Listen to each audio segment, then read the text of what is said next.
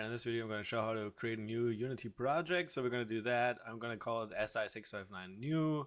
I already created it here, but I'll just go through the same process again. So I go new project.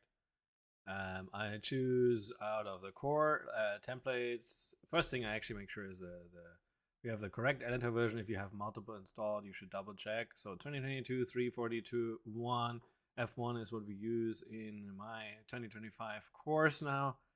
And so we are using the 3 built-in template, the built-in ender pipeline, so we don't do universal or high definition or whatever. There could be additional pipeline templates that you could download that support different rendering pipelines. I'm going to call it SI659 new, and let's just say new, and I already created this, so I'm just gonna make it new too.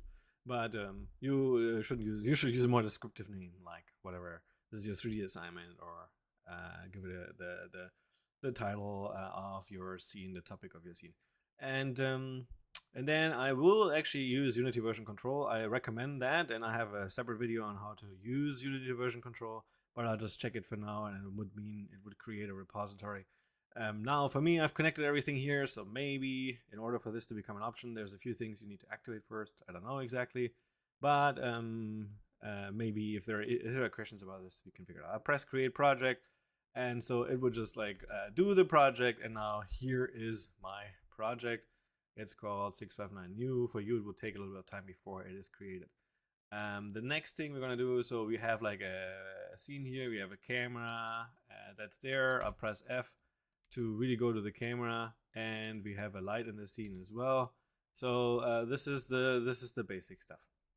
So we also have Unity version control enabled. It's here. I usually keep the bigger windows up here next to the different views. So I have the game view. I like the game view down there. I like the hierarchy actually above the inspector. So I'm gonna do that hierarchy, inspector. So I have them like together, and I can like click, and I don't have to travel left, right all the time. So just for ergonomic reasons, I like to keep the hierarchy and the inspector on the right. The game view, I mean, I often change things here, and it's nice for me to check it, what it looks like from the perspective of the camera. So you don't really see a difference if I'm moving an object around. So let's just like right click and insert a cube here. We'll put it at 0, 0, 0. So I'll just reset the position property. And the camera is, interestingly, in Unity, per default is like 10 back. So you're looking at the scene. However, if you were running this scene as a mix in virtual reality, it would actually not place the camera there and render everything away. The camera starts at roughly, I would say, 0, 1.60. So you would be right above the content, and you wouldn't actually be able to see it. So that's why I like to put the camera at that position, because this is where you would normally start out as a VR user. The origin kind of is 0, 0, 0, but then you have a head position that's like, depending on your height, maybe 1.6 meters. And so you move the content actually out. You move the content a little bit into the scene. So I would say, let's say we move it 1.5 meters in front of the user. And if you're like unsure whether it's visible to the user, actually, in fact, we would raise this a little bit. So this cube right now is like half of it is in the ground and half of it is above the ground. So we would actually, since it's a scale of 1, we would actually need to push it up 50 centimeters. Now it's sitting directly on the floor. The floor is relative to the height of the user. So now we have kind of like a cool first scene here. And so I put the Unity version control there. I have my scene view here. I have the project and the console, which gives me messages later. I have the game view always visible. One thing I do sometimes is put the game view as play maximized and go to a higher resolution here, maybe 4K, but then reduce the scale.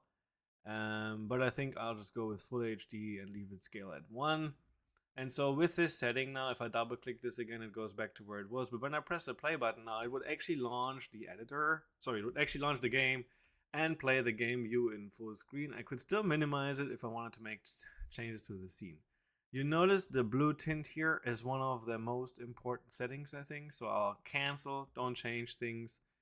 Maybe you can't even change the preferences, I don't know, while you're playing a game, but like we're going here, you're going to preferences. This is another window I often have just like here next to the scene. We're going to preferences color, we're going to play tint mode, and we can play with it. So maybe I'll make it a bit more grayish. Okay, so this is now a lighter gray. So now when I start playing the scene, you can see how it's toned down a little bit. This might be not strong enough, and so you can also make it like really brighter. So that would make it actually hard to read, I think, text. So if you make it white, you can probably not change anything in white anymore. In fact, it didn't render it. So I'll just make it a little bit more like a little bit darker. So now when I run the scene, you can see how it becomes significantly darker. And that is good because it makes it a little bit clearer that you're actually running the scene. You shouldn't make too many changes while you're running the scene. You may still play around with some of these things. I probably didn't. Sometimes I would recommend to just like use a color tint, like I had the blue one that was cool. I'll probably go back to that. I'll just use a color tint. So now this is a reminder that I'm actually playing the scene. And if I make changes now, let's say I decide, oh, I really want the cube to be further out, a little bit higher. This is perfect. I'm so happy. And oh, now I realize I was playing the game and I press this button here. It actually undoes this. All the changes I made while I was playing the game, they're undone. And that's sad. But that's also cool because kind of it's helpful. Like imagine you're like trying to figure out how what would be a good starting position for this object. So maybe it should be a bit more in view. Maybe it should be rotated a little bit. So it just makes the scene a little bit more interesting, you could argue. And so you figure that out, and you could actually copy this component, the whole transform component, and undo it, but then so play, but then actually paste the component values, and we just still preserved it. I know it's a bit more manual effort, but more labor, but this can still be useful sometimes. We often want to play around while we're playing the scene. We might want to play around with certain attributes in the scene, but in VR, when we work in VR, we'll be in the headset. So I just usually go full screen by saying the play view, play as maximized as I showed, and change the resolution.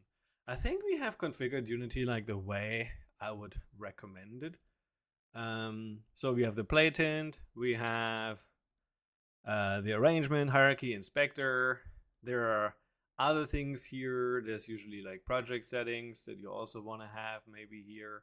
But I noticed Unity doesn't always remember that I had these attached, and then these windows sometimes become floating windows, and so it messes up some of my stuff. But you can actually save this layout as my preferred layout, and maybe this will help when we restore it. So now we have this layout here, and it's going to be preferred as a default layout, which is like this. And then let's say this is my preferred layout, and it has everything the way I like it. And you could store this layout to a file within your project. So let's say I will just store this layout as part of our project here. So maybe assets, and we call it preferred layout, and it could actually then be synced because it's part of assets. So therefore it would actually be synced with the project. You don't see it right now in assets, but it is there, and that can be useful. Then you can just like load that layout from any computer that you sync the project with, and it would just apply it. Ta-da! Cool.